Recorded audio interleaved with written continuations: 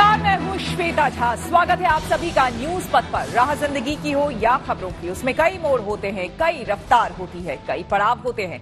जिंदगी से जुड़ी खबरों के साथ आपको लिए चलेंगे न्यूज पथ पर, लेकिन उससे पहले आपको बता दें कि हॉर्न ओके प्लीज में आज बात होगी साइबर ठगी के एक हैरत अंगेज तरीके पर।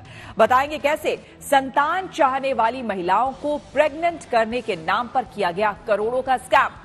सियासी ढाबे में होगी राम को लेकर हो रही राजनीति पर चर्चा। बताएंगे क्यों 22 जनवरी का दिन विपक्ष के लिए धर्म संकट बन गया है। तो सोशल अड्डा में करेंगे मुंबई के अटल सेतु पर पिकनिक मनाए जाने पर मंथन। और प्रगति मार्ग में दिखाएंगे भगवान राम की भक्ति की अलख जगाने वाला एक स्कूल। आइए शुरू करते हैं न्यूज पथ पर सफर। सबसे पहले आपको दिखाते हैं ऐसी तस्वीरें जिनका जिक्र सरेराह है। ये तस्वीरें सुर्खियों में भी है और सोशल मीडिया पर भी है। इनसे आपका बाखबर होना बेहद जरूरी है, क्योंकि चौराहे पर इन्हीं की चर्चा है। चर्चा रामलला के लिए तैयार लड्डू की भी है। प्रधानमंत्री नरेंद्र मोदी ने सुबह केरल के त्रिशूर में गुरुवयूर मंदिर में दर्शन किए। इस दौरान वो सफेद धोती कुर्ता पहने और शॉल ओढ़े नजर आए। गुरुवयूर मंदिर भगवान श्री कृष्ण से जुड़ा है। यहाँ दर्शनों के बाद पीएम ने सोशल मीडिया पर लिखा कि इस मंदिर से दिव्य ऊर्जा की अनुभूति होती है। अपने केरल दौरे में प्रधानमंत्री रामास्वामी मंदिर भी पहुंचे, जहाँ उन्होंने पूजा अर्चना की। मध्य प्रदेश में शिवपुरी के एक स्कूल में छात्रों ने अपनी ऐसी मानव श्रृंखला बनाई जिससे प्रभु राम का नाम उभरा है। इससे जुड़ा एक वीडियो भी जारी किया गया, जिसमें कुछ छात्र और शिक्षक 3 गोल घेरे बनाकर खड़े हुए, फिर उनके बीच में दूसरे छात्र इस तरह खड़े हुए जिससे श्री राम का नाम बन गया। इस मौके पर शिक्षकों ने छात्रों को राम के आदर्शों पर चलने की भी सीख दी।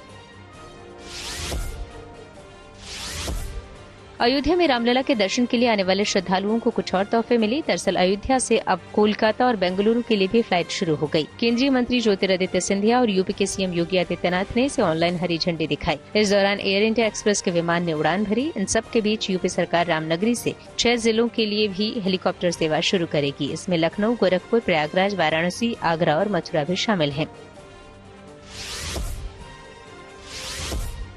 हैदराबाद में 1265 किलो का एक बड़ा लड्डू तैयार किया गया, जिसे अयोध्या के लिए रवाना किया गया। इसे नागाभूषण रेड्डी नाम के एक राम भक्त ने बनवाया है। अयोध्या में प्राण प्रतिष्ठा के दौरान इस अनोखे लड्डू को रामलला को भेंट किया जाएगा। इसे एक खास रेफ्रिजरेटेड ग्लास वाले बॉक्स में रखा गया है, ताकि ये न तो खराब हो न ही इस पर धूल आए। दावा है ऐसा करने से ये 1 महीने तक खराब नहीं होगा।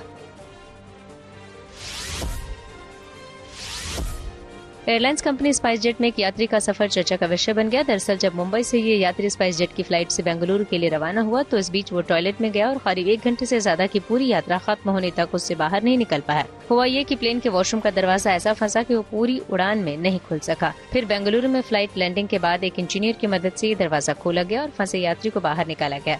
वैसे जब क्रू मेंबर्स को यात्री के फंसे होने की जानकारी मिली थी तो दरवाजे के नीचे से एक नोट अंदर खिसकाया और यात्री को दिलासा देते हुए नहीं घबराने की सलाह दी। अब स्पाइस जेट ने इस यात्री का सारा किराया लौटाने का ऐलान किया है। जिंदगी का सफर सुहाना हो, इसके लिए सावधान रहना जरूरी है। रोजमर्रा की आपाधापी में कुछ देर बैठकर सोचना समझना भी जरूरी है कि आपके आसपास क्या हो रहा है और जो कुछ हो रहा है उससे हमारी जिंदगी, हमारा परिवार कैसे प्रभावित हो सकता है। इसलिए हॉर्न बजाकर बाखबर करने वाली खबर जरूरी होती है। और आज की ये खबर साइबर ठगी के एक हैरत अंगेज तरीके से जुड़ी है। अभी तक घर बैठे नौकरी करने और लाखों कमाने का झांसा दिया जाता रहा है, लेकिन बिहार के नवादा में ठगों के एक गैंग ने नया तरीका इजाद कर लिया है। उन्होंने संतान चाहने वाली महिलाओं को प्रेग्नेंट करने का झांसा दिया और इसके बदले लाखों रुपए कमाने का प्रलोभन भी दिया है। सब कुछ ऐसे प्लान किया गया कि भोले भाले लोग इस ट्रैप में फंस जाएं। बताया जा रहा है कि जो लोग झांसे में आ गए उनको करोड़ों का चूना लगाया गया। साइबर ठगी की ये वारदात चौंकाने वाली है। आप या आपकी जान पहचान का कोई शख्स ऐसे फरेब का शिकार ना हो, इसलिए हॉर्न बजाना जरूरी है। मुझे माँ बस बना दे, बाकी मेरी कोई स्पेशल रिक्वायरमेंट नहीं है। मुझे एक ऐसा लड़का चाहिए जो मुझे माँ बनने की खुशी दे पाए। कोई भी कास्ट का हो, कुछ भी जॉब करता हो, जॉब नहीं करता हो, उससे मुझे कोई मैटर नहीं है। जो भी लड़का इन्हें माँ बनने की खुशी देगा उन्हें ये 15 से 20 लाख रुपए भी देंगे और प्लस में एक फ्लैट बोल रहे हैं। खंडहर जैसा एक कमरा, खेत खलिहान, फूस की झोपड़ी और एक मचान।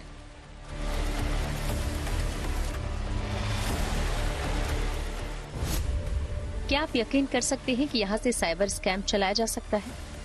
क्या आप यकीन कर सकते हैं कि बिहार के एक गांव में जहां ठीक से भी विकास नहीं पहुंचा, वहां एक शातिर ठग दर्जन भर मोबाइल फोन के जरिए करोड़ों रुपए की एक फ्रॉड कंपनी चला रहे थे।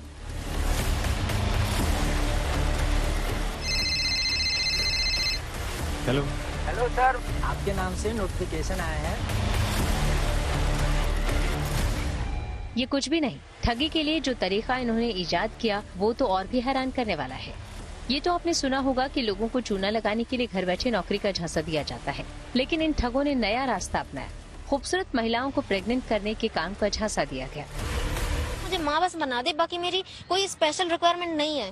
यानी औलाद के लिए इच्छुक महिलाओं को प्रेग्नेंट करो और बदले में लाखों रुपए कमाओ। इस गोरख धंधे को नाम दिया गया ऑल इंडिया प्रेग्नेंट जॉब।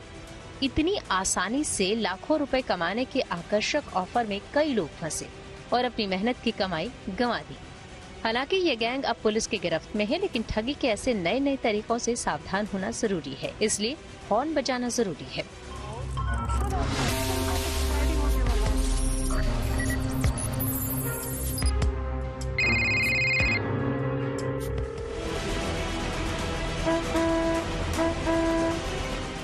सबसे पहले आपको बताते हैं कि बिहार के नवादा में इस साइबर ठगी को कैसे अंजाम दिया जा रहा था। पुलिस के मुताबिक आरोपियों ने ऑल इंडिया प्रेग्नेंट जॉब के नाम से सोशल मीडिया पर इश्तेहार दिए, जिसमें लिखा गया कि शादी के वर्षों बाद भी मां नहीं बन पा रही कुछ महिलाएं मां बनना चाहती हैं। हमारी संस्था ऐसी महिलाओं के लिए काम करती है। जो चाहे वो ऐसी महिलाओं को प्रेग्नेंट कर मां बनाने के लिए आगे आ सकता है। बदले में उसे 10 से 13 लाख रुपए मिलेंगे। यदि महिला प्रेग्नेंट नहीं हुई तो भी 5 लाख रुपए मिलेंगे। ऐसा काम और इतनी रकम, कहने की जरूरत नहीं कि सीधे साधे नौजवानों के इस फरेब में आने के चांसेस ज्यादा थे और यही इन ठगों की योजना थी। इसके लिए इन्होंने गांव से बाहर एक खंडहर नुमा कमरे को साफ करके उसे अपना दफ्तर बना लिया। बराबर में एक ऊंचा मचान बनाया ताकि ऊंचाई पर नेटवर्क बेहतर आ सके। 30 साल तक की उम्र के करीब 20 से 30 लड़के इस ठगी के कारोबार में जुट गए। खूबसूरत महिलाओं की कुछ तस्वीरें और लुभावने स्लोगन के साथ व्हाट्सएप और फेसबुक पर मोबाइल नंबर के साथ इश्तेहार डाले गए और यहाँ से करोड़ों की ठगी का खेल शुरू हुआ। जो लोग झांसे में आते उनसे पहले आधार कार्ड मांगा जाता, फिर रजिस्ट्रेशन करने के लिए कहा जाता, मेंबर बनने के लिए 500 रुपए लिए जाते, नाम पता लेकर उन्हें फर्जी स्टैम्प पेपर पर हलफनामा भेजा जाता, फिर सीमन जांच के नाम पर 2000 रुपए मांगे जाते। इसके बाद उसे खूबसूरत महिलाओं की तस्वीरें भेजी जाती। ठग उनके शहर के किसी होटल में कमरा बुक कराने का दावा करते और फिर बताया जाता कि 5 लाख रुपए बैंक खाते में जा चुके हैं, लेकिन खाते से रकम तभी निकलेगी जब वो अपने हिस्से का GST जमा कराएंगे। पुलिस के मुताबिक लालच में आकर सामने वाला 80 से 90 हजार रुपए बताए गए खाते में जमा कर देता, लेकिन पैसा ले लेने के बाद ठगों का फोन बंद हो जाता था। जिन्होंने रुपए दिए वो खाते में 5 लाख आने का इंतजार करते रहे। जिस नंबर पर अभी तक बात हो रही थी वो बंद मिलता। बदनामी की वजह से ज्यादातर लोगों ने इस ठगी के बारे में अपनों या दोस्तों को बताया तक नहीं। ये ठगी का धंधा मजे में चल रहा था, पर इत्तेफाक से गांव वालों की नजर इनकी संदिग्ध गतिविधियों पर पड़ी। पुलिस को खबर दी गई और पुलिस ने छापा मारा तो खेल सामने आया। सूचना मिला कि मुफस्सिल थाना स्थित गुरमा गांव में कुछ लोगों के द्वारा साइबर ठगी किया जा रहा है। पुलिस अधीक्षक महोदय को सूचना दिया गया, जिसमें उनके द्वारा एक SIT टीम गठन किया गया, जिसका नेतृत्व मेरे द्वारा किया गया। छापामारी किया गया, वहां गए तो देखे 25-30 लोग तो मुन्ना कुमार पिता सीताराम प्रसाद के घर में स्थित वो साइबर ठगी किया जा रहा है। हम लोग दौड़ा के पकड़ने का कोशिश किए, कुछ लोग भागे, 8 लोग कुल पकड़ाए हैं। इनके पास से 9 मोबाइल और एक प्रिंटर प्राप्त किया गया है। इनके कन्फेशन से टोटल और 18 लोगों पर, टोटल 26 लोगों पर FIR हुआ।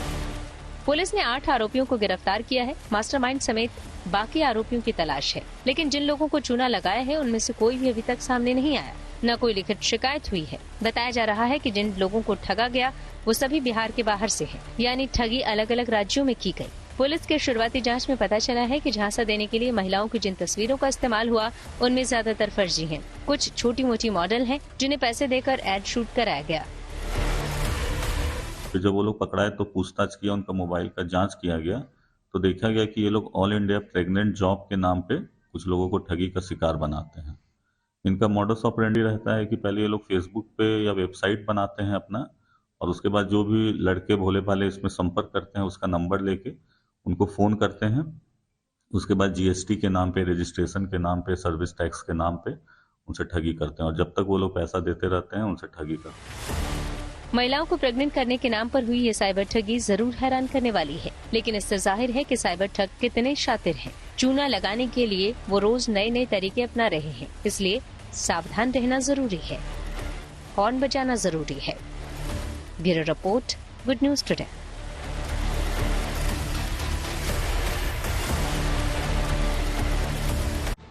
साइबर ठगी के इस चौंकाने वाले तरीके पर हमने बात की साइबर एक्सपर्ट साक्षर दुग्गल से। फ्रॉड से बचे कैसे? देखिए, बहुत सरल से उपाय है।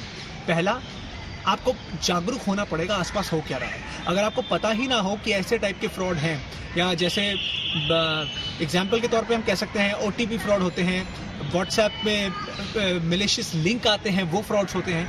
अगर आपको पता ही नहीं ऐसे फ्रॉड्स एग्जिस्ट करते हैं तो आप बचेंगे कैसे? दूसरा, कभी भी आपको कोई स्कीम, कोई कैंपेन, कुछ ऐसा लगे जिसमें, जिसे कहते हैं ना, too good to be true situation, हर चीज कुछ ज्यादा ही अच्छी है, तो आप थोड़ा सतर्क रहें। दूसरा ये। तीसरा, हमेशा लिंक वेरीफाई करिए, ये आ कहाँ से रहा है, इनकी प्रॉपर वेबसाइट क्या है, क्या हो क्या रहा है। बिकॉज अगर आप बैकग्राउंड थोड़ा चेक करेंगे तो आपको पता लग जाएगा कि कितना ये एक्चुअली ट्रस्टवर्दी है और कितना नहीं है। और चौथा, सबसे महत्वपूर्ण चीज ये है कि कोई भी आपको आज के जमाने में फ्री पैसे नहीं देगा, या बहुत ही आसान काम के पैसे बहुत सारे नहीं देगा। ये एक ऐसी स्कीम है, ये एक ऐसा फ्रॉड होता है जिसमें एक चारे की तरह दूसरों को पकड़ा जाता है और हमारे जो देश के नागरिक हैं वो पैसे दे देते हैं, जिसमें फ्रॉड हो जाते हैं। तो अगर आप ये सारे चीज़ों को दिमाग में रखेंगे तो ज़रूर आने वाले टाइम में फ्रॉड अलग अलग ज़रूर आएंगे, लेकिन आप सतर्क रहेंगे, आप बचे रहेंगे। राम मंदिर के गर्भगृह में हुई पूजा। आइए सीधे आपको लिए चलते हैं न्यूज एक्सप्रेसवे पर, जहां देश से जुड़ी कुछ और जरूरी खबरें कर रही हैं आपका इंतजार। अयोध्या में राम मंदिर के गर्भगृह में पूजा हुई। इससे जुड़ी कुछ तस्वीरें भी सामने आई, जिसमें श्री राम जन्मभूमि तीर्थ क्षेत्र ट्रस्ट के सदस्य और पुजारी पूजा करते नजर आए। वहां इसी तरह 21 तारीख तक पूजा चलेगी और फिर 22 को प्राण प्रतिष्ठा कार्यक्रम होगा।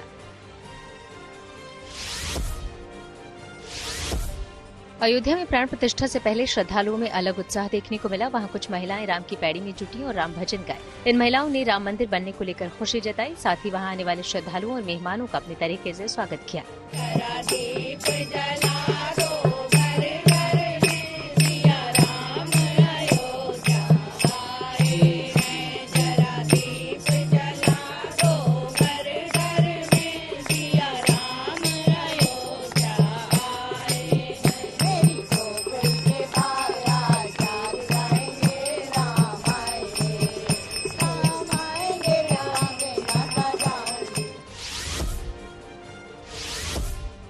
महाराष्ट्र डोंबिवली में किताबों से ही राम मंदिर की प्रतिकृति तैयार कर दी गई। इसके लिए करीब 62,500 किताबों का इस्तेमाल किया गया है। इसे कलाकार सिद्धेश बागवे ने तैयार किया है। उन्हें ये काम करने में करीब 30 दिन लगे।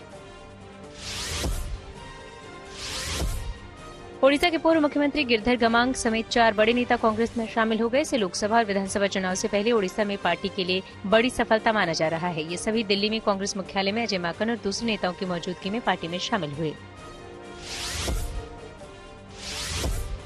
हिमाचल प्रदेश के धर्मशाला में दुनिया की सबसे बड़ी लुंगड़ू की मूर्ति लगाई गई। इसके लिए Guinness book of world records को भी पत्र लिखा गया है। लुंगड़ू एक पहाड़ी सब्जी है, जिसे बनाने का तरीका ठीक भिंडी की तरह होता है। ये 96 इंच ऊंची है और इसका वजन 2.7 टन है।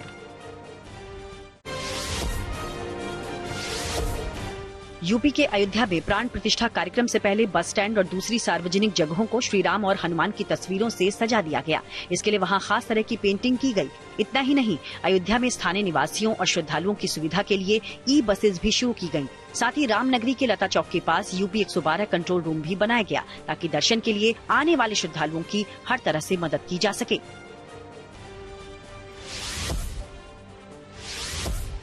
अयोध्या में प्राण प्रतिष्ठा से पहले सैकड़ों की संख्या में महिलाओं ने जल कलश यात्रा निकाली। इस दौरान इन महिलाओं ने सरयू से जल लिया और फिर सिर पर कलश रखकर रामनगरी में पैदल निकली। इसके बाद जल रामलला को अर्पित किया गया। इन श्रद्धालुओं में काफी उत्साह भी देखने को मिला। वहीं इस मौके पर महिलाओं ने राम धुन भी सुनाई।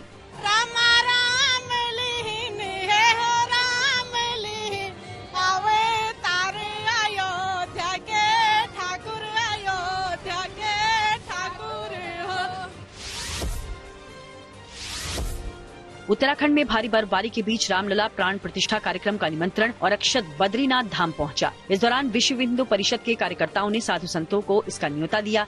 वहीं इस मौके पर आईटीबीपी के जवानों और दूसरे लोगों ने श्री राम के जयकारे भी लगाए। अयोध्या में मुलायम सिंह यादव की छोटी बहू अपर्णा यादव राम भजन गाती नजर आईं। दरअसल ये मौका जगत गुरु स्वामी श्री राम भद्राचार्य जी के अमृत महोत्सव का था। इस मौके पर वहां अपर्णा यादव प्रभु श्री राम के भजन में लीन दिखी।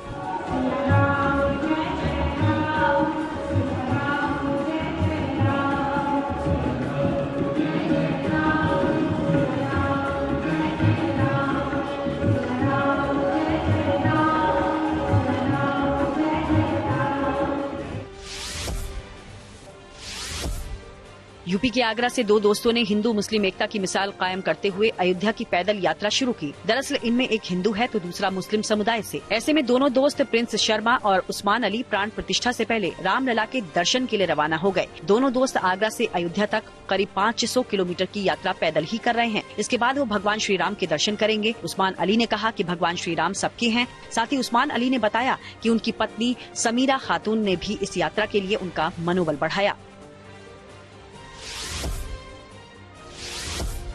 यूपी के प्रतापगढ़ के कुंडा से विधायक राजा भैया को भी प्राण प्रतिष्ठा का न्योता मिला। उन्हें विश्व हिंदू परिषद के सदस्यों ने निमंत्रण पत्र सौंपा। ये निमंत्रण मिलने पर उन्होंने खुशी जताई और कहा कि वो भी 22 तारीख को वहां रहेंगे। राजा भैया ने अपने परिवार के साथ वहां जाने की बात कही। स्केटिंग में कई रिकॉर्ड बना चुकी सोनी चौरसिया ने यूपी के वाराणसी से अयोध्या का सफर शुरू किया। वो 4 दिनों तक इसी तरह स्केटिंग से 228 किलोमीटर का सफर करेंगी। रामनगरी जाने से पहले सोनी चौरसिया ने काशी विश्वनाथ और बाबा काल भैरव का आशीर्वाद लिया। सोनी चौरसिया ने बताया कि अयोध्या प्राण प्रतिष्ठा निमंत्रण के बाद उन्होंने अपने खेल यानी स्केटिंग को चुनते हुए काशी से अयोध्या जाने का फैसला लिया। वहीं सोनी के कोच राजेश डोगरा ने बताया कि सोनी के साथ डॉक्टर और दूसरे सहयोगियों को मिलाकर 5 लोगों की टीम चल रही है। एक कार के अलावा बाइक पर वो खुद बतौर पायलट सोनी के साथ साथ चलते रहेंगे। पिछले दिनों सोनी ने कश्मीर से लेकर कन्याकुमारी तक 5011 किलोमीटर की स्केटिंग यात्रा की थी। खबरों के एक्सप्रेसवे से आगे रुक करते हैं सियासी ढाबे का, जहां आज सबसे दिलचस्प खबर मौजूद है। कांग्रेस और विपक्ष के नेता 22 जनवरी को अयोध्या नहीं जा रहे हैं, लेकिन बीजेपी के हमले का काउंटर प्लान बना रहे हैं। अब दावा किया जा रहा है कि 22 जनवरी को ना सही लेकिन बाद में अयोध्या जरूर जाएंगे। जाहिर है विपक्ष उलझन में है। हिंदुत्व के मुद्दे पर कहीं बीजेपी भारी ना पड़ जाए, इसकी चिंता है। खबर है कि कई विपक्षी नेता जो अयोध्या नहीं जा रहे, प्राण प्रतिष्ठा के दिन बड़े मंदिरों में सिर झुकाएंगे।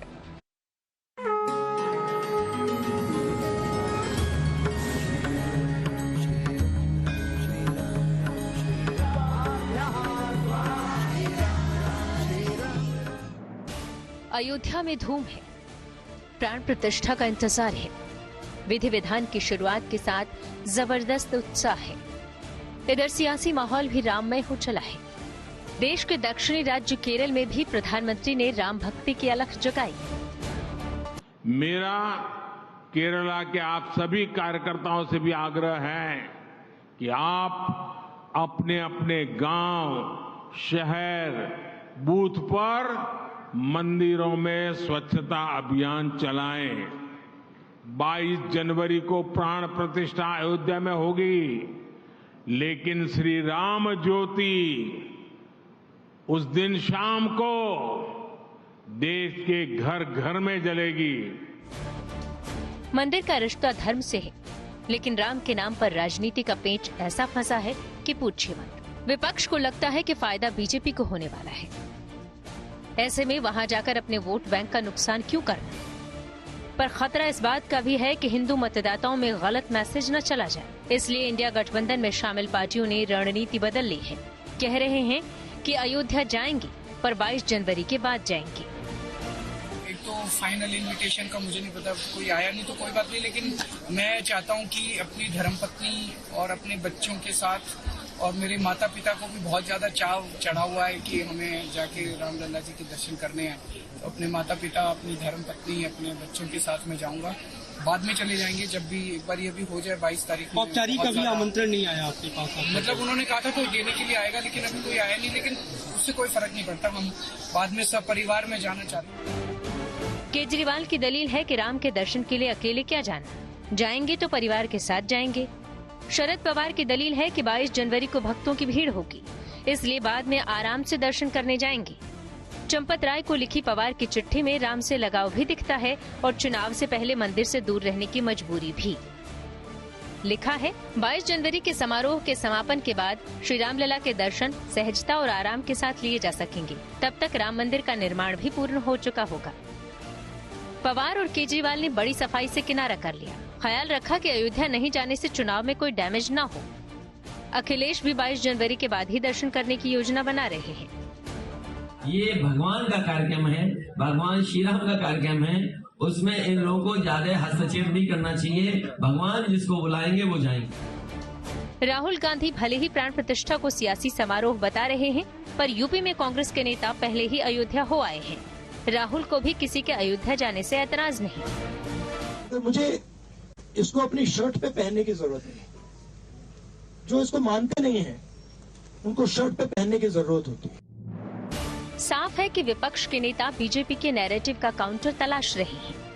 अयोध्या नहीं जाने पर बीजेपी हिंदुत्व का मुद्दा उठाएगी, तब जवाब क्या होगा? विपक्ष का मंथन इसी बात पर है। अब रणनीति देखिए। राहुल अयोध्या नहीं जा रहे, लेकिन खबर है कि 22 जनवरी को कामाख्या मंदिर में दर्शन करेंगे।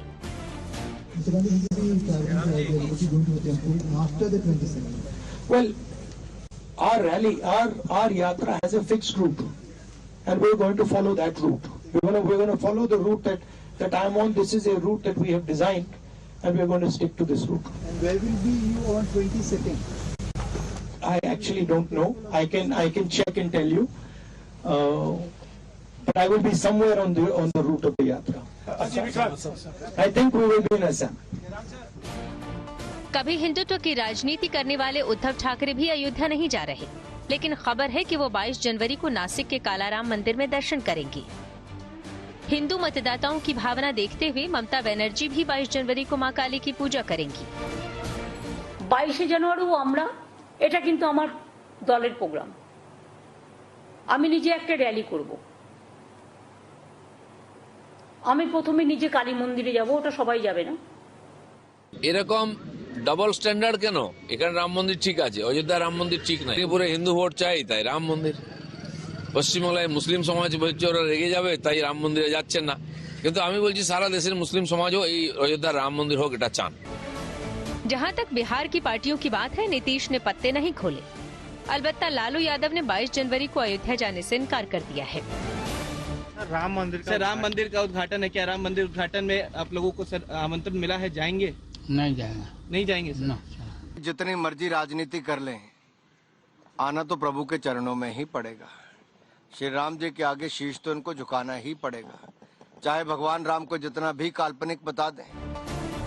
इंडिया गठबंधन के नेता 22 जनवरी को अयोध्या नहीं जा रहे, लेकिन डैमेज कंट्रोल के लिए अपनी अपनी रणनीति बना ली है। भले ही प्राण प्रतिष्ठा में नहीं जाएं, लेकिन खुद को राम भक्त बता रहे हैं, राम के गुण गा रहे हैं। Bureau report, good news today. News पथ पर आगे है धन बाजार, जहां शेयर बाजार से लेकर कारोबार तक की सभी अहम खबरें होती हैं। इसका सीधा रिश्ता आपकी आमदनी आपकी जेब से होता है, तो तेज रफ्तार खबरों के बीच ये जरूरी खबरें छूट न जाए, इसलिए सीधे आपको लिए चलते हैं धन बाजार। शेयर बाजार में भारी गिरावट रही। सेंसेक्स 1628 अंक टूटा, ये 71,501 पर बंद हुआ। वहीं निफ्टी भी 460 अंक गिरकर 21,572 पर पहुंच गया। सेंसेक्स के 21 शेयर लाल निशान पर बंद हुए। दिल्ली सराफा बाजार में सोने चांदी के भाव गिरे। सोना 400 रुपए सस्ता हुआ। अब दिल्ली में 10 ग्राम सोने की कीमत गिरकर 63,050 रुपए हो गई। वहीं चांदी की कीमत भी 600 रुपए कम हुई। 1 किलोग्राम चांदी की कीमत 75,800 रुपए हुई। टाटा मोटर्स ने अपनी नई electric car Tata Punch EV को लॉन्च कर दिया। इसकी शुरुआती कीमत करीब 11 लाख रुपए है। इसे देश की सबसे सस्ती इलेक्ट्रिक एसयूवी बताया जा रहा है। इसे 21,000 रुपए की टोकन मनी देकर बुक किया जा सकता है। इसकी डिलीवरी 22 जनवरी से होगी। Car company Jaguar land rover ने नई कार डिस्कवरी स्पोर्ट का 2024 मॉडल भारत में लॉन्च कर दिया। नई लैंड रोवर डिस्कवरी स्पोर्ट की कीमत करीब 68 लाख रुपए है। न्यूज पथ के सफर में अब सोशल अड्डा का रुख करते हैं, जहां आज बात होगी मुंबई के अटल सेतु की। मुंबई में बना अटल सेतु देश का सबसे लंबा समुद्री पुल है, जो कि मुंबई और नवी मुंबई को जोड़ता है। और इस पुल की वजह से दोनों शहरों की दूरी महज 20 मिनट की रह गई है। हाल ही में प्रधानमंत्री मोदी ने इस मुंबई ट्रांस हार्बर लिंक का उद्घाटन किया था, जिसके बाद से इस जगह को देखने वालों की भीड़ लगने लगी है। लोग इस जगह को पिकनिक स्पॉट की तरह देखने आ रहे हैं, जिससे ट्रैफिक पर असर पड़ रहा है। ऐसे में मुंबई पुलिस ने लोगों को सोशल मीडिया के जरिए चेतावनी दी है कि अटल सेतु वाकई देखने लायक है, लेकिन 21.8 किलोमीटर लंबे पुल पर रुकना और फोटो खींचना गैरकानूनी है। ऐसा करने वालों पर पुलिस FIR दर्ज कर एक्शन ले सकती है। अटल सेतु 6 लेन ब्रिज है, जिसका 16.5 किलोमीटर हिस्सा समुद्र के ऊपर है, जबकि 5.3 किलोमीटर हिस्सा जमीन पर बना है। हमारे सहयोगी पारस दामा ने अटल सेतु की ताजा स्थिति का जायजा लिया और कुछ लोगों से बात कर उनकी राय जानी। विश्व के सबसे अनूठे समुद्री पुल को खुले हुए तकरीबन 3-4 दिन का समय हुआ है। इन 3-4 दिनों में लोगों के अंदर इस पुल को लेकर काफी ज्यादा लोकप्रियता बढ़ी है। इस पुल को अटल सेतु का नाम दिया गया है और अटल सेतु पे लोग भारी संख्या में पहुंच रहे हैं। ये मुंबई को नवी मुंबई से जोड़ता है। तकरीबन 21 किलोमीटर का रास्ता जो है वो आप 20 से 25 मिनट के अंदर तय कर सकते हैं अटल सेतु ब्रिज के ऊपर यात्रा करते हुए। ऐसे में बहुत सारी चीजें सामने भी आ रही हैं। जब से ये समुद्री पुल खुला है आम लोगों के लिए, लोग इस पे यात्रा तो कर रहे हैं, मगर इसकी सुंदरता देखते हुए वो बीच में उतर जा रहे हैं और सेल्फी लेने की कोशिश कर रहे हैं, जो कि यहाँ पर वर्जित है। यहाँ पर बीच में गाड़ी करना नियमों का उल्लंघन करना है। ऐसे में लोगों को मुंबई पुलिस द्वारा हिदायत दी गई है कि आप बीच में अटल सेतु पर गाड़ी ना रोके और अपनी यात्रा को बिना रोके ही पूर्ण करें। लोग इस हिदायत को ना मानते हुए अभी भी पुल पर रुक रहे हैं और सेल्फीज खिंचा रहे हैं। साथ ही साथ मुंबई पुलिस द्वारा कड़े शब्दों में कहा गया है कि अगर इस नियम का उल्लंघन किया जाता है तो फाइन किया जाएगा और लोगों को अपनी गाड़ियां भी जब्त होने का खतरा बन जाएगा। ऐसे में मुंबई पुलिस द्वारा भी कार्रवाई की जा रही है।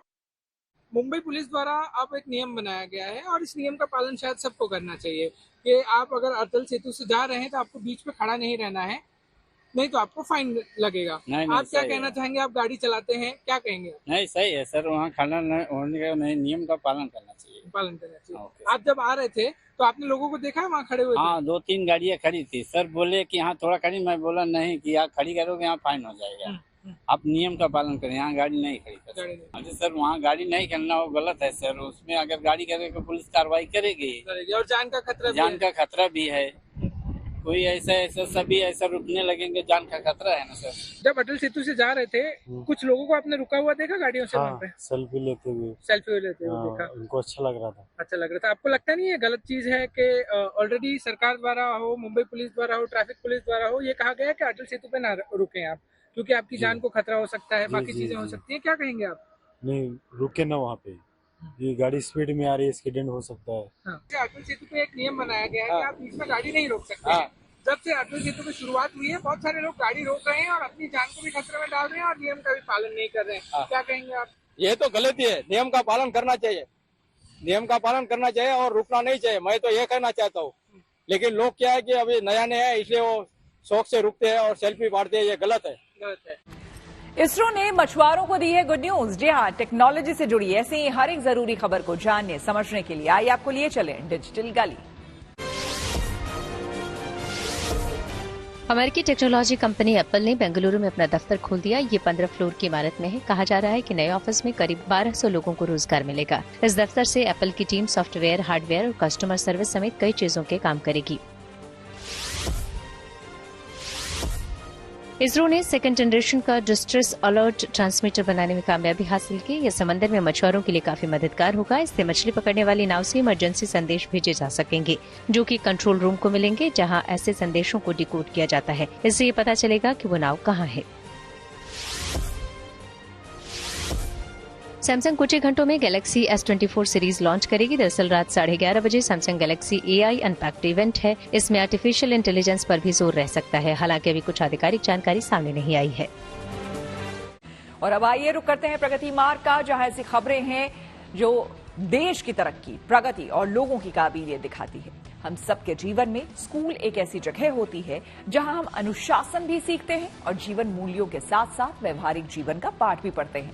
लेकिन आज प्रगति मार्ग में हम आपको झारखंड के एक ऐसे स्कूल के बारे में बताएंगे जहां इन सब के साथ साथ आध्यात्मिक गुणों को भी अपने व्यवहार में शामिल करने की कला विद्यार्थियों को सिखाई जा रही है। ये स्कूल है झारखंड में सरायकेला के गम्हरिया इलाके में और स्कूल का नाम है नवज्योति विद्या मंदिर।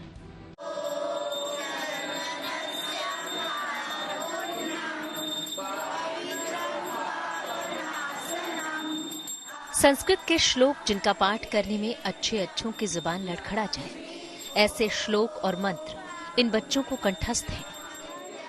कहते हैं अभ्यास से सब संभव है। झारखंड में सरायकेला के इस स्कूल में भी ये सब एक दिन में संभव नहीं हुआ है। वर्षों से ये बच्चे इसका अभ्यास कर रहे हैं और अब तो ये इनकी दिनचर्या का हिस्सा बन गए हैं, क्योंकि ये जिस स्कूल में पढ़ते हैं उस स्कूल का वातावरण दूसरे स्कूलों से थोड़ा अलग है। यहाँ स्कूल में शुरुआत श्री राम वंदना से होती है और फिर देश का संविधान आता है। लंच ब्रेक में मंत्रों के जरिए ईश्वर को धन्यवाद किया जाता है। कोशिश यही कि यहाँ से पढ़कर निकलने वाले बच्चों में मानवीय सद्गुणों के साथ साथ उनकी आध्यात्मिक और सामाजिक चेतना भी विकसित हो। हमारे विद्यालय की पढ़ाई की शुरुआत बच्चों के द्वारा स्कूल में बने हुए राम मंदिर में पूजा अर्चना के द्वारा शुरू किया जाता है, उनकी स्तुति के द्वारा शुरू की जाती है। साथ ही बच्चे असेंबली में प्रस्तावना भी बोलते हैं, जो जिससे अपने संविधान के बारे में भी जान सके।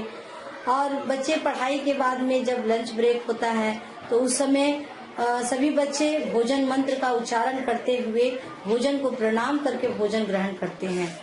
ये सब चीजें जो हमारे विद्यालय में करवाई जाती है, इसका तात्पर्य यही है, इसके पीछे का कारण यही है कि बच्चों को अपने आध्यात्म का ज्ञान हो। ये बच्चे न सिर्फ पढ़ाई करते हैं बल्कि सामाजिक कार्यों में भी बढ़ चढ़कर हिस्सा लेते हैं। समाज में जाकर लोगों को नशा मुक्ति का संदेश देते हैं। ऐसे में इनका आत्मविश्वास भी बढ़ता है और खुद भी जीवन में एक सीख लेकर चलते हैं। सबसे अच्छी बात है कि वो समाज के लिए नशा मुक्ति से छुटकारा पाने के लिए सबको अवेयर कर रहे हैं कि नशे से दूर रहिए और अपना जीवन स्वस्थ बनाइए और समाज को अच्छा बनाइए। नवज्योति विद्या मंदिर ड्राइविंग स्कूल का नाम है। उनके बच्चों को द्वारा ये किया गया एक बहुत सराहनीय मुझे लग रहा है कार्य कर रहे हैं। वो स्कूल के बच्चे ये अक्षत घर घर पहुंचा रहे हैं और ये बड़ी अच्छी बात है। अब 22 जनवरी को जो हमारे राम जन्मभूमि को उद्घाटन होने वाला है उसमें सारे लोग हम तो पहुंच नहीं सकते हैं, मगर ये बात बड़ी अच्छी लगी कि अब एटलीस्ट अक्षत सारे घरों में ये उपलब्ध कराया जाए और मोस्टली मुझे लग रहा है कि हमारी इस सराउंडिंग में सारे लोगों को तो मिल चुका होगा। ये तैयारी 22 जनवरी की भी है, जब अयोध्या में रामलला के मंदिर में प्राण प्रतिष्ठा होगी। ऐसे में ये बच्चे भी घर घर जाकर अयोध्या से आया अक्षत निमंत्रण बांट रहे हैं, लोगों को समझा रहे हैं कि कैसे 22 जनवरी को अपने अपने घरों में रामलला की पूजा करनी है। इनके स्कूल में भी इस दिन को लेकर खास तैयारी है। 22 जनवरी को हमारे स्कूल में भी हम लोग बच्चों के द्वारा राम रक्षा स्तोत्रम पाठ करवा रहे हैं, सुंदरकांड का पाठ करवा रहे हैं। ये बच्चे खुद ही करेंगे।